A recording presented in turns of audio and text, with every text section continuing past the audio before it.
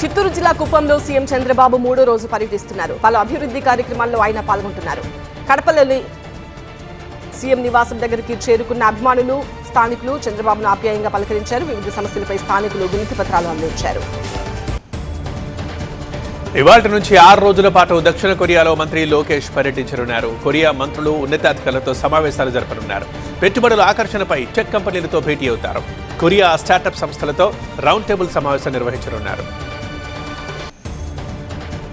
హైదరాబాద్ లో ముఖ్యమంత్రి రేవంత్ రెడ్డిని కాంగ్రెస్ పార్టీ ఎమ్మెల్యేలు, నేతలు కలవనున్నారు. రేవంత్ తన రాజకీయ జీవితంలో 20 ఏళ్లు పూర్తి చేసుకున్న సందర్భంగా పలువురు మంత్రులు, ఎమ్మెల్యేలు, కాంగ్రెస్ నేతలు ఆయనకు శుభాకాంక్షలు తెలియజేయనున్నారు. మిగులు బడ్జెట్తో రాష్ట్రాన్ని అప్పజెప్తే అప్పుల రాష్ట్రంగా మార్చారని సీఎం రేవంత్ మండిపడ్డారు.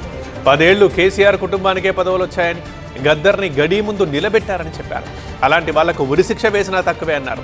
గ్రామాల్లో ఉండే దొరలకు సమస్యలపై అవగాహన ఉండకపోవచ్చని, పేదల మధ్యలో పెరిగిన తనకు సమస్యలు తెలియదా అని అన్నారు. తట్ట పనికి, మట్టి పనికి మనమే కావాలి కానీ పరిపాలనకు పాలమూరు బిడ్డ పనికి రాడా అని ప్రశ్నించారు. రేవంత్ 2 దశాబ్దాల రాజకీయ ప్రస్థానంపై డిప్యూటీ సీఎం భట్టి విక్రమార్క ప్రశంసలు కురిపించారు. ప్రజల గురించి ఆలోచించే వ్యక్తిగా కీర్తించారు. నిత్యం పేదలకు మంచి చేయాలని తపన ఉందన్నారు. 10 ఏళ్ల బీఆర్ఎస్ పాలనలో ప్రజలు కోల్పోయిన స్వేచ్ఛ, స్వాతంత్ర్యం ప్రసాదించిన ఘనత కాంగ్రెస్ కు సొంతమన్నారు. రాష్ట్రాన్ని అప్పుల కుప్పగా మార్చిన, ప్రజా సంక్షేమం విషయంలో రాజీ లేకుండా పనిచేస్తున్నామని స్పష్టం చేశారు. తెలంగాణలో ఎస్ఐఆర్ ప్రక్రియ కొనసాగుతోంది. ఇప్పటిదాకా 85% ఎన్యూమరేషన్ ఫామ్ల పంపిణీ పూర్తయింది. 2,85,00,000 ఫామ్లు పంపిణీ చేశారు అధికారులు. అత్యధికంగా వనపర్తి జిల్లాలో 99%, అత్యల్పంగా మేడ్చల్ జిల్లాలో 55% పంపిణీ చేశారు. కేంద్ర మంత్రి కిషన్ రెడ్డిని సింగరేణి ప్రాంత బీజేపీ నేతలు కలిశారు. సింగరేణిలో సమస్యలు పరిష్కరించాలని విన్నవించారు. సింగరేణి అభివృద్ధికి సహకారం అందిస్తామన్నారు కిషన్ రెడ్డి. 10-15 ఏళ్ల దీర్ఘకాలిక కార్యాచరణతో ముందుకు సాగాలన్నారు. సింగరేణి వాస్తవ పరిస్థితులను కార్మికులకు వివరించాలని చెప్పారు. సవాళ్లు, సంస్కరణలకు ప్రత్యేక కమిటీ ఏర్పాటు చేయాలన్నారు. వేలంలో చురుగ్గా పాల్గొని కొత్త బ్లాకులు సాధించాలన్నారు. కోల్ గ్యాసిఫికేషన్లోనూ అడుగులు వేయాలని కిషన్ రెడ్డి సూచించారు.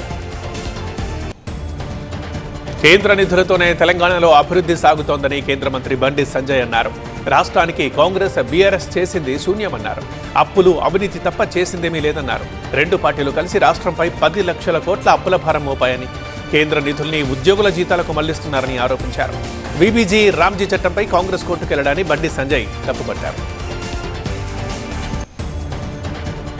జగన్ కు రాజకీయ నిలకడ లేదన్నారు హోంమంత్రి అనిత. 3 రాజధానులపై జగన్ మాట మార్చారని ఆరోపించారు. అమరావతిపై డ్రామాలు చేశారన్నారు. తూర్పుగోదావరి జిల్లా పొలమూరు, మహేంద్రవాడలో ₹1 కోట్ల నిధులతో నిర్మించిన రోడ్లు, వాటర్ ట్యాంక్ ను ప్రారంభించి మాట్లాడారు. అభివృద్ధిలో కూటమి ప్రభుత్వం రాజీ పడే ప్రసక్తే లేదని స్పష్టం చేశారు. కూటమి సర్కార్ అన్ని రంగాల్లో ఫెయిల్ అయిందని వైసీపీ నేత బొత్స సత్యనారాయణ ఆరోపించారు.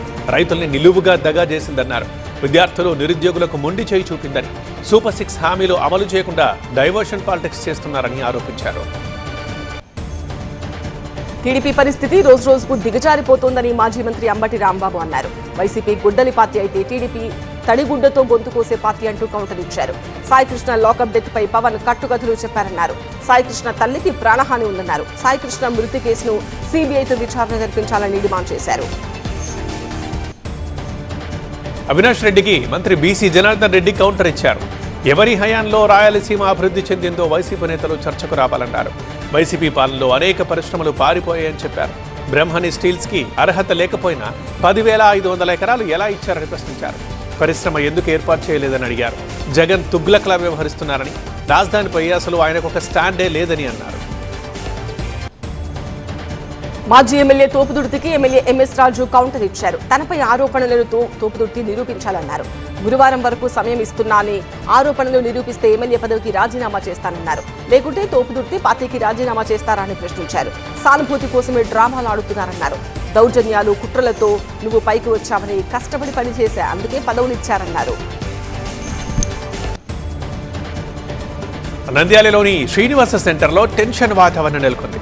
గత నెలలో ధ్వంసమైన వైఎస్ విగ్రహం స్థానంలో నూతన విగ్రహం ఏర్పాటు చేస్తామని వైసీపీ నేతలు చెబుతున్నారు. దీంతో శ్రీనివాస సెంటర్కి పోలీసులు చేరుకున్నారు. విగ్రహ ఏర్పాటుని అడ్డుకునేందుకు ప్రయత్నిస్తున్నారు. నటుడు ప్రకాష్ రాజ్, జోసెఫ్ వైసీపీ కోవత్తులు అని జనసేన నేత కిరణ్ రాయల్ ఆరోపించారు. మత విద్వేషాలను రెచ్చగొడుతున్నారని చెప్పారు. శ్రవణ్, ప్రకాష్ రాజ్, జోసెఫ్ పై చర్యలు తీసుకోవాలని కోరారు. పవన్ పై సోషల్ మీడియాలో అసభ్య పోస్టులు పెడుతున్నారని చెప్పారు. జగన్ డైవర్షన్ పాలిటిక్స్ కు పాల్పడుతున్నారని, మావిగన్ పేరుతో కొత్త డ్రామా చేస్తున్నారని కిరణ్ రాయల్ మండిపడ్డారు. రాధా గాయత్రి అనుమానాస్పద మృతి కేసులో రాధా గాయత్రి తల్లిదండ్రులు న్యాయం కోసం అధికారుల చుట్టూ తిరుగుతూనే ఉన్నారు. ముసోరిలో డీఎస్పీ జేసీ పంత్ని కలిశారు. తల్లి సత్యవతి, తండ్రి సుధాకర్ వాంగ్మూలం రికార్డు చేశారు. శ్రీచరణ్ కోసం పోలీసులు ఢిల్లీ వెళ్లారు. Sainik welfare director lieutenant colonel Virendra ప్రసాద్ని సుధాకర్ కలిశారు. సహకారం అందించాలంటూ కోరారు. అల్లూరు జిల్లా డొంకరాయి జలాశయం నుంచి దిగువకు నీరు విడుదల చేశారు. డొంకరాయి మెయిన్ డ్యామ్ 6, 7 నెంబర్ గేట్ల నుంచి 3000 క్యూసెక్ల నీటిని విడుదల చేస్తున్నారు అధికారులు. గోదావరి డెల్టా పంట భూములు సాగు కోసం నీరు విడుదల చేశారు. డొంకరా జలాశయం దిగువ ప్రాంత ప్రజలు అప్రమత్తంగా ఉండాలని సూచించారు. అమెరికాలో శ్రీ చిన్నజీయర్ స్వామి పర్యటిస్తున్నారు. డాలస్ నగరంలోని రాధాకృష్ణ ఆలయంలో నిర్వహించిన శ్రీ వెంకటేశ్వర స్వామి వారి కుంభాభిషేక మహోత్సవంలో ఆయన పాల్గొన్నారు. ఈ సందర్భంగా భక్తులను ఉద్దేశించి ప్రసంగించారు. ఆలయ నిర్మాణం, విగ్రహ ప్రతిష్ఠ, కుంభాభిషేకం వంటి మహోత్సవాలు సమాజంలో ఆధ్యాత్మిక చైతన్యాన్ని పెంపొందిస్తున్నాయని చిన్నజీయర్ అన్నారు. భక్తులు భగవంతుడిపై భక్తి, సేవాభావం, ధర్మాచరణతో జీవించాలని సందేశం ఇచ్చారు. 2 రోజుల్లో అల్పపీడనం బలపడే అవకాశం ఉందని, దీంతో తెలుగు రాష్ట్రాల్లో భారీ వర్షాలు కురుస్తాయని వాతావరణ శాఖ తెలిపింది. ఏపీలో పలుచోట్ల పిడుగులతో కూడిన వానలు పడతాయని చెప్పింది. ప్రజలు అలర్ట్గా ఉండాలని అధికారులు హెచ్చరించారు. గంటకు 40 నుంచి 50 కిలోమీటర్ల వేగంతో ఈదురుగాలులు వీస్తాయని తెలిపారు. జమ్మూ కాశ్మీర్లోని షోపియాన్ జిల్లాలో ఎన్కౌంటర్ జరిగింది. భద్రతా బలగాలు, ఉగ్రవాదుల మధ్య కాల్పులు జరిగాయి. ఓమాందర్ గ్రామంలో ఉగ్రవాదుల కదలికల సమాచారంతో సెర్చ్ ఆపరేషన్ చేపట్టాయి భద్రతా బలగాలు. ఉగ్రవాదులు దాక్కున్న ఇంటిని చుట్టుముట్టి కాల్పులు జరిపారు.